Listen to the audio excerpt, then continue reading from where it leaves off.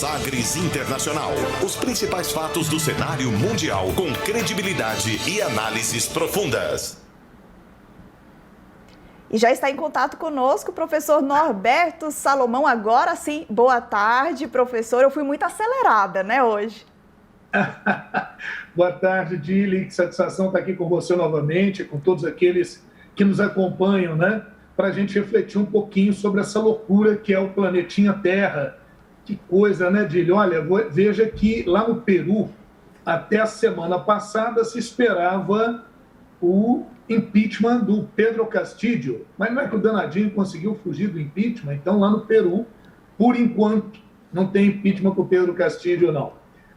Outra novidade interessante é que Barbados, que era uma das áreas pertencentes ao Reino Unido, conseguiu agora se desvincular definitivamente, né? Agora Barbados totalmente afastado da monarquia da Rainha Elizabeth II e estabeleceu a república. Só lembrar que lá de Barbados é a famosa cantora Rihanna, né? Ou Rihanna, né? Que teve até presente, considerada a heroína de Barbados.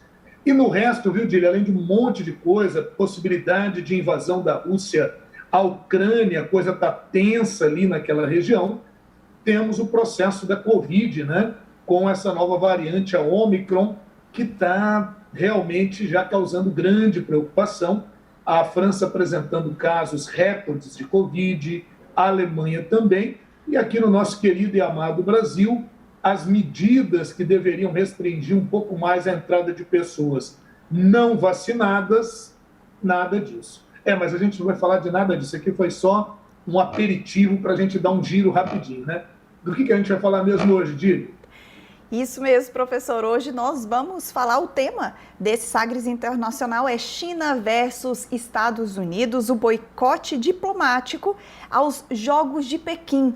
Muito bem, professor, os Estados Unidos confirmaram o boicote diplomático aos Jogos de Inverno de Pequim.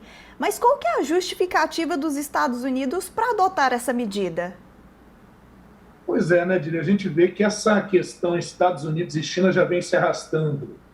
Há algum tempo se intensificou com o governo Donald Trump, que adotou uma política claramente de confrontação com a China, e com a eleição do Joe Biden, que é do Partido Democrata, né, do partido da oposição, se imaginava que a coisa se arrefeceria. Mas não é o que está acontecendo. A China, ela tem uma postura bastante proativa, digamos assim, né, para sermos eufêmicos, ali no Mar da China, na região próxima ao Vietnã, ao Japão, à própria Austrália, os Estados Unidos, a Austrália, o Japão, tem operações militares conjuntas na região, e fora a guerra comercial e até tecnológica, né, que envolve China e os Estados Unidos. Mas vamos falar um pouquinho, antes de eu adentrar propriamente isso, a essas Olimpíadas de Inverno da China, né? Essas Olimpíadas de Inverno, tudo está previsto para ocorrer entre o dia 4 e 20 de fevereiro.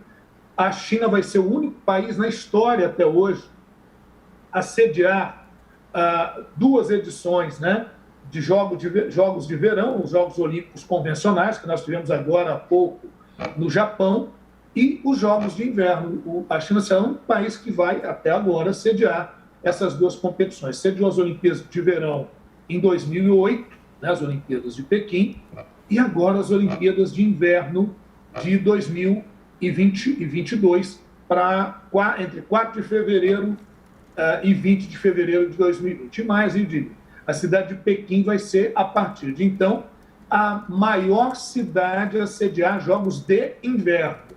Né? Antes tinha sido Vancouver, lá no Canadá, naquela parte que fala inglês no Canadá, em Vancouver, lá nos Jogos de Inverno de 2010. Bom, muito bem. O que é esse boicote? O que os Estados Unidos estão fazendo? Os Estados Unidos não vai enviar diplomatas ou personalidades com expressão para esses jogos, como é tradicional enviar em todos os jogos, né? Então, é um boicote diplomático.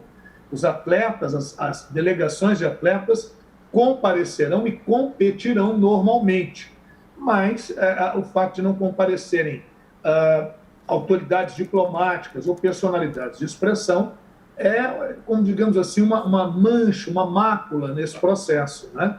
E os Estados Unidos estão fazendo isso, e parece que outros países também vão acompanhando. E você perguntou de nisso, professor, qual a justificativa? Olha bem, Dili, isso vai dar pano para manga.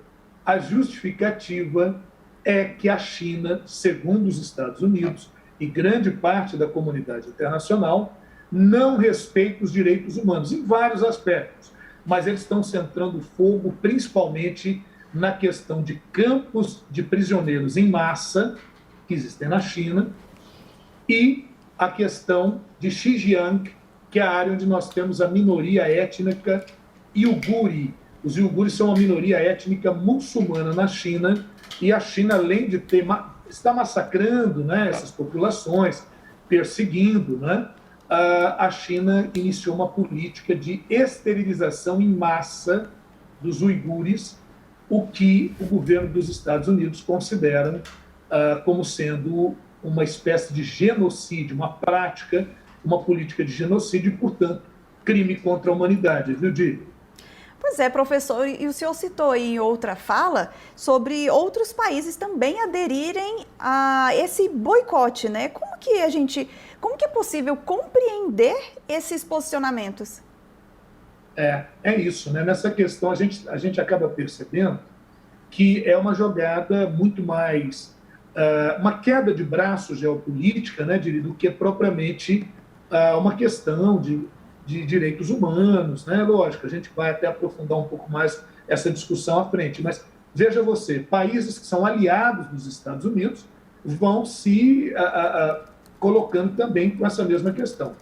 Veja, até segunda-feira, quando os Estados Unidos já tinha feito esse pronunciamento, nenhum país tinha se colocado, mas depois, nos dias que se seguiram, aí vem Canadá, vem Reino Unido, vem Austrália, se juntando a essa questão do boicote diplomático. O Reino Unido, por meio do seu primeiro-ministro, Boris Johnson, afirmou que não é favorável a boicotes em jogos e tal, mas que, neste caso, não vai enviar suas delegações, de novo, diplomáticas. Os atletas irão normalmente, tranquilamente participar desses jogos. É um alinhamento à política dos Estados Unidos, é essa nova Guerra Fria, viu, Diri, que a gente vem a cada programa nosso aqui, a cada participação, dando uma cutucadinha nessa questão. E essa coisa do boicote diplomático é uma retomada, de certa forma, aqueles velhos tempos da Guerra Fria, mas agora em outros moldes, com outras características.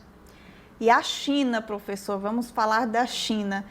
Qual que tem sido a reação da China diante dessas ameaças de boicote?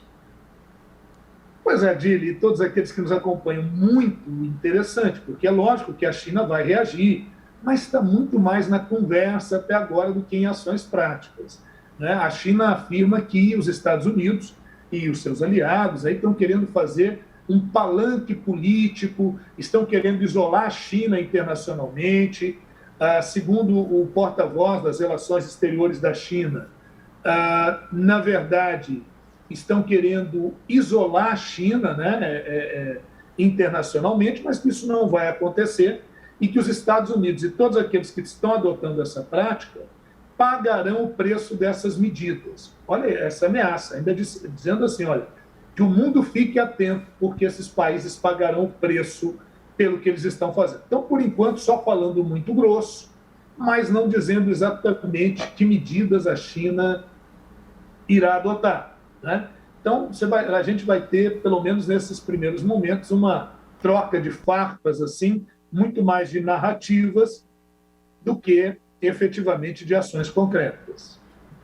Professor, sem dúvidas, né, a questão é mais complexa do que aparente. E diante disso eu faço um outro questionamento, caminhando para o fim aqui do nosso Sagres Internacional. Os motivos alegados pelos Estados Unidos e os aliados para o boicote realmente seguem os critérios coerentes com respeito aos direitos humanos ou atende mais uma disputa geopolítica? Pois é, né, Dili, é isso. A gente vai vendo que o encaminhamento, as coisas são bem mais profundas do que elas aparentam, porque será que os Estados Unidos realmente está preocupado com essa questão de direitos humanos? Não podemos negar, lógico, há uma preocupação, mas ele joga, claro, joga com isso, né?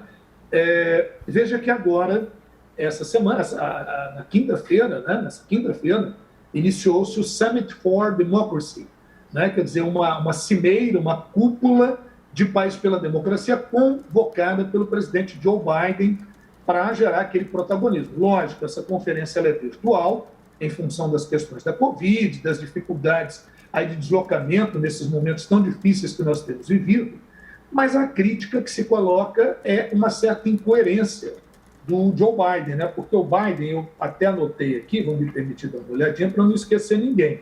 O Joe Biden, ele deixa de fora, óbvio, a Rússia, a China, né, que são os países com os quais tem rivalidade, a Arábia Saudita, que é até uma parceira dos Estados Unidos, mas os Estados Unidos dá um chega para lá nesse momento, então não convoca esses países, considerados aí aqueles que desrespeitam os direitos humanos. Mas, curiosamente, coloca nessa lista, que estão participando, são 110 países, coloca o Paquistão, coloca as Filipinas, do ditador Duterte, famoso ditador, né? Eles entram nessa lista porque têm políticas que se alinham com os Estados Unidos. Então, até que ponto a preocupação realmente é com essa questão de direitos humanos? Não é. Também, viu, Dília, aqui na América Latina, olha a listinha de quem deixou de fora. Deixou 8 países de fora. Deixou a Venezuela, deixou a Nicarágua, deixou Cuba, Bolívia, El Salvador, Honduras, Guatemala e Haiti. Esses países também ficaram fora. E muitos aqui a gente poderia questionar os motivos, né, dos Estados Unidos por deixar esses países fora. Alguns é porque a ideologia é de esquerda, então há uma certa seletividade ideológica aí também. E outra coisa, com relação à Venezuela, o Nicolás Maduro não é convidado, mas a referência opositora, que é o Juan Guaidó, que, aliás, perdeu grande expressividade nas últimas eleições na Venezuela, porque nessas últimas eleições, na Venezuela, o Guaidó, né, a oposição, perdeu o terreno para o Nicolás Maduro, que ganha grande parte aí dos municípios, nas eleições legislativas na Venezuela. Então, o que a gente vai acompanhando é essa certa seletividade. Também lá na Nicarágua, que tem sim o ditador, que agora conseguiu a sua 4ª reeleição, falamos disso aqui, né? O Noriega, né? Teve a sua reeleição aí, e os Estados Unidos não convoca, mas convoca a Berta Vale, que é da oposição lá, e em Cuba convoca a Rosa Maria Payá, que também é oposição, lidera manifestos lá que eu falei Noriega, que agora é Ortega, coerência, mas que a gente entende muito bem por onde é que passa essa incoerência. Então, Dili, respondendo aí o seu questionamento, a gente está observando que essa questão de direitos humanos tem uma parte, sim, de verdade nela, mas em outra isso é usado também como discurso, como narrativa para contestar os opositores ao modelo, aos interesses, à perspectiva dos Estados Unidos. Eu diria assim, viu, usando também um velho adágio, é assim que a roda gira, viu, minha amiga Dilizago?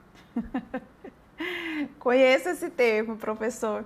Mas, professor, então ainda tem muito pano para manga, né? Ainda vão acontecer muitas coisas, devem surgir outras lideranças aí também apoiando. Sim, sem dúvida. A gente imagina que, por exemplo, o Japão até agora não falou nada. Agora, aí o Japão tem que pensar na conveniência, porque ele está muito pertinho ali da China. E é bom lembrar que, inclusive, existem fábricas japonesas também na China, capital japonês na China. Então, tem que ver até que ponto é interessante seguir assim na mesma trilha, né? Então, quem tem medo, né, Dili? Então, tem que ver a conveniência desse momento e o que é mais estratégico, né? A Austrália, que está ali pertinho, também já se pronunciou. Nova Zelândia, até agora, está mais caladinha. Vamos ver o que vai se encaminhando nesse processo. E aí me perguntariam, e o Brasil, como é que está nessa? O Brasil segue normalmente, vai provavelmente enviar alguém. Parece que sim, até agora nos pronunciou. Nós temos 3 atletas até agora classificados, mas até meados de janeiro há tempo para outras classificações. Esses nossos atletas que estão classificados no ski country e no esqui de alpinismo, né, alpino, como é chamado também. Então, temos 3 atletas até agora. O esporte de inverno não é muito a nossa aqui, mas certamente teremos atletas lá participando, sim. Professor Norberto Salomão nos deixando informados no Sagres Internacional. Muito obrigada, professor, pela sua participação mais uma vez. Que bom, Dília. Eu achei muito legal, achei muito importante, né, assim, que possamos participar e trazer essas notícias que muitas vezes passam assim, né, em segundos pelos telejornais e aí não dá tempo de dar essa explicação que a gente tem essa pretensão de trazer aqui com alguns dados com mais calma, com mais tranquilidade, para a gente refletir que mundão de meu Deus é esse que nós estamos vivendo. Nosso agradecimento sempre a toda a equipe do Sistema Sagres de Comunicação e fazendo aquele convite para que todos fiquem ligados e possam divulgar o nosso podcast, o Sagres Internacional, que está cada vez mais robusto. Estamos tentando ampliar cada vez mais, vamos ter novidades aí para 2022. Por favor, nos acompanhe no Deezer, no SoundCloud, no Spotify, nos tocadores de podcast. Dili, até o nosso próximo encontro. Um grande abraço. Até mais, professor. Esse foi o Sagres Internacional dessa semana com o tema China versus Estados Unidos, o boicote diplomático aos Jogos de Pequim. Sagres Internacional. Os principais fatos do cenário mundial com credibilidade e análises profundas.